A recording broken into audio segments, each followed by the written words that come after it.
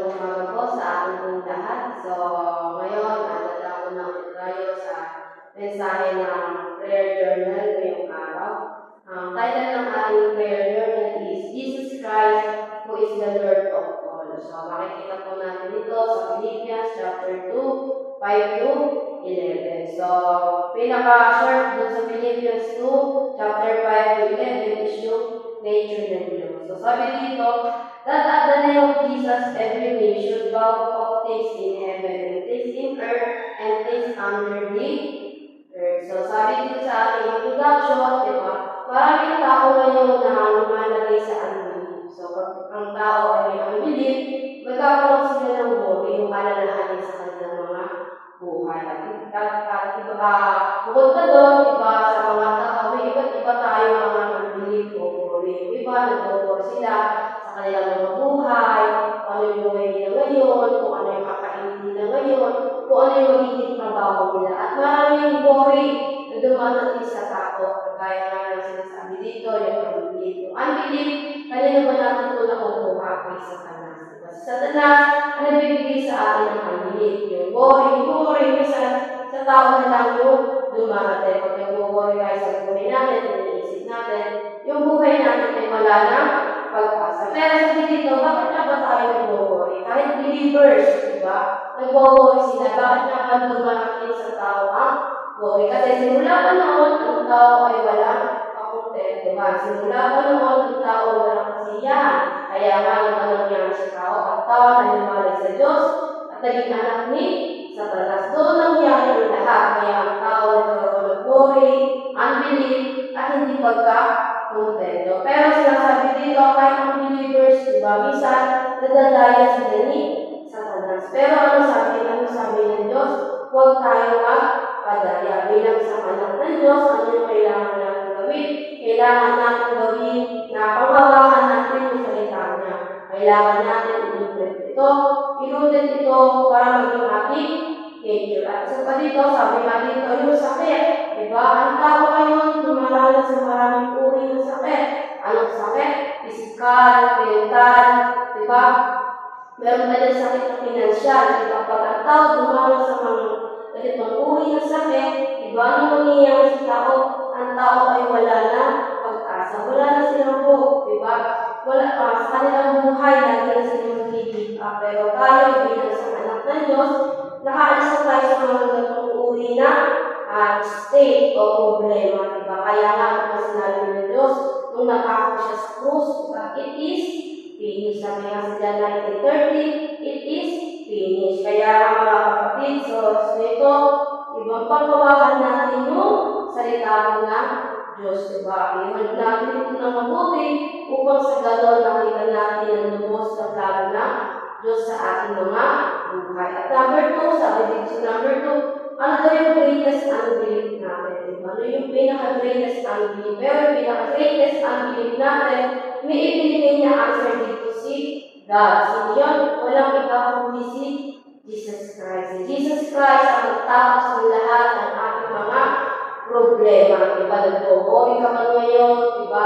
Nawawala ka man ng pag-asa. Kapatid, tandaan mo na pinapos ng lahat ni Kristo sa krus ang lahat ng problema mo. Kaya nga sabi dito sa message natin, ang Kristo ang nag-iisang kasagutan. Kaya nga sabi dito, yung pas natin, ano yung magiging pas natin? Ito yung magiging walk of faith natin. Once na yung pas natin ay sinalin natin, o inanintulad natin sa ating mga pananampalataya, diba? Ito yung magiging daan natin para makilala pa natin, maintindihan natin ang salita po na Diyos. At yung ako, ikaw, ako, diba?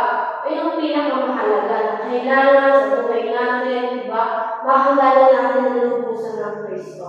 Mapanghawakan natin ang salita ng Diyos at sa ganon, mag-share natin ito sa ating kapwa o sa ating pamilya, sa ating kaibigan, at sa pinakamahalaga sa lahat ay sa ating mga sarili. Kaya ang masabi dito, ano ba yung ginawa ni Jesus Christ? Diba? Yung nag-resurrect siya, namatay siya, diba? Nagpako siya. Diba? Sa tatlong araw, hindi siya matungkay para iligtas tayo. Basta naintindihan natin yun, mga kapatid, sa makikita natin kung ano ba yung future na hinanda ng Diyos. Ano ba yung future na hinanda niya sa atin? Walang iba kundi ibahagi natin ang salita ng Diyos. Pag nagawa natin yun sa buhay natin, ano sinasabi ng salita ng Diyos, hindi na tayo kailangan mag-alala kasi yung future natin ay prepared na ako, nakahanda na. Kaya sabi dito, di ba, yung future natin, basta tayo ay namatay, tayo nalinatan ng Diyos, saan tayo pupunta? Sa heaven. Pero basta hindi mo tinanggap si Jesus Christ sa buhay mo, di ba, automatically saan ka pupunta? Sa heaven. Pero basta tinanggap mo si Jesus sa buhay mo, at nanatili sa iyo to, yung kapangyarihan ng impyerno ay wala na sa iyo, buhay at ikaw ay magkakaroon ng eternal life. Maririsip ko to, matatanggap mo to sa pamamagitan ng salita ko na Diyos. Kaya sinasabi sa ating number 3, sabi dito, sino ba yung master ng buhay natin? Walang iba kundi si Jesus Christ. Si Jesus Christ ang totoong nagkahari at master sa buhay natin. Hindi ang ating sarili, hindi ang mga bagay dito sa mundo, kundi walang iba kundi si Yesu Cristo. Kasi pag ang naging master natin sa buhay natin ay mga bagay dito sa mundo, diba? Sa dulo nito, magbibigo tayo, maghihirap tayo, magsasuffer tayo. Pero kung kikilalanin natin ang magiging master ng buhay natin, walang iba kundi si Yesu Cristo, magiging victorious tayo sa lahat ng bagay. Kaya masabi dito, kagaya ng 7 remnant, diba? Ano ba yung buhay ng 7 remnant? Patuloy sila sumunod sa Diyos. Pinanghawakan nila ang absolute covenant. Pinanghawakan nila ang absolute journey. Pinanghawakan nila ang absolute prayer sa kanilang mga buhay. Ganun din tayo kagaya ng mga 7 remnant kung paano nila pinanghawakan ang salita ng Diyos. Gawa mga kapatid sa buhay natin kung gusto din natin ito maunawaan. At kagaya nga ng public ministry, anong nasa loob ng public ministry? Ito yung mga miracle ng Diyos na ginawa niya sa mga tao. Sa mga tao na hindi naniwala sa Kanya, pero nung nakita ng mga tao ang miracle ng Kristo, iba na po silang naniwala at nananampalataya at nagkaroon sila ng pananampalataya na sumunod kay Yesu Kristo. At bukod pa na daw, diba, na nasa loob dito yung pagligtas sa atin na Diyos. Yung sinasabi, salvation. At sa salvation na yun, diba, namatay nga si Kristo para iligtas tayo magkaroon ng buhay ng walang hanggan o yung eternal life. Kaya nga sabi dito sa ating main message, ano yung mga responsibility natin, diba, para sa lahat? Una, ang Diyos ay binigyan tayo ng work, diba? Ang work ni God ay binigay sa atin, diba? Ano yung work ni God na sinasabi? Kailangan maranasan natin yung God's work, diba? Yung pagkilos ng Diyos. Once na naranasan natin ang pagkilos ng Diyos, magkakaroon tayo ng authority to force the darkness, diba? Para masakin ang kasalanan o yung kapangyarihan ni Satanas. At malalaman natin ang kasagutan na yung bread ay isang buhay. Ano ba yung bread na sinasabi? Si Kristo. Malalaman natin ang kasagutan ni Yesu Kristo. Kaya mga kapatid, so sa ito, kung ikaw man ay natutulog, gising, ibalawa sa buhay mo, diba maranasan natin ang kapangyarihan ng salita ng Diyos. At ito ay maghari sa ating mga buhay. At kainin lagi natin yung bread of life, walang iba kundi yung salita ng Diyos. Pag kinain natin ito, diba ito ay mag-rooted at magiging nature. At ano masabi yung anyone? Diba? Ano sinasabi ko sa anyone? Na kailangan natin sa palatayan natin yung Father, si God, diba? At yung anak niya, yung banal na Espiritu, ay iisa, which is yung Trinity. Once na naniwala tayo sa Trinity, diba? Magkakaroon tayo mararanasan natin yung trono ng Diyos. At ito ay ating may enjoy. At sa pagdoon, diba? Mag-glorify natin ang Diyos. At sabi nga sa message, diba? Maaalis na tayo sa sinasabi na judgment. Pero ang lahat ng anak ng Diyos ay tutungo dito. Diba? Wala sino man ang maliligtas sa sinasabi na judgment. At isa pa dito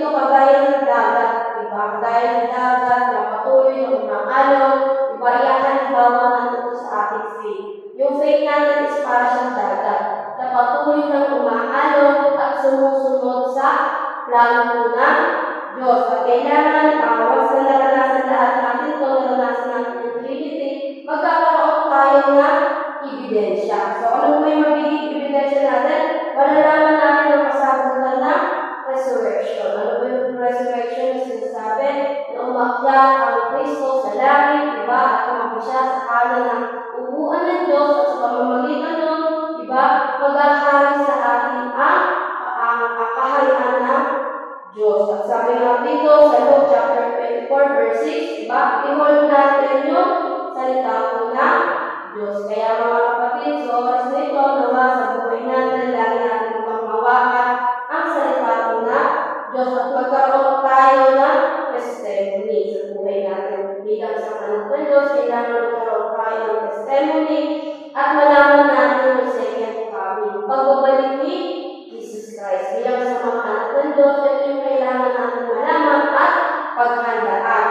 Sa pagsakit ng ibang sesend ng angel ang Diyos sa mga anak niya, diba? Yung kailangan natin malaman, diba? Na tayo ay may mga anghel. At sa pamamagitan ng hindi na tayo kailangan mag-shake. Ang kailangan natin gawin ay i-preach natin yung gospel hanggang sa dulo ng mundo. At matatagpuan natin yung absolute plan ni God. Ano yung absolute plan ni God? Yung Galatians 2:20. Ito yung pinakapat ng isang believers.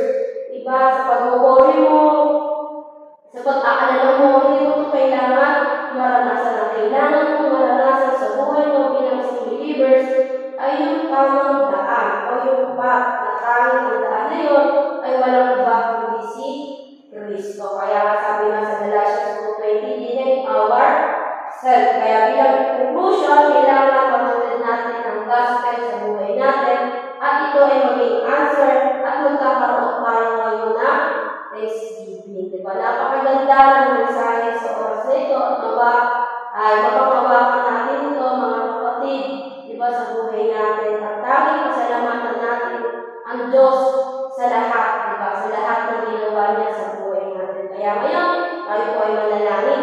Among banal Diyos na makapangyarihan natin sa lahat, Diyos na may likha ng langit at lupa, Diyos na hindi nagbabago noon, ngayon at darating. Ama, maraming salamat, Lord, sa oras na po ito at ikaw ang maghari at ikaw, Panginoon, na maging sentro ng aming mga buhay. Jesus, maraming salamat, Panginoon. Binabalik namin ang lahat ng papuri at pagsamba sa iyo sa pangit pangalan ni Kristo.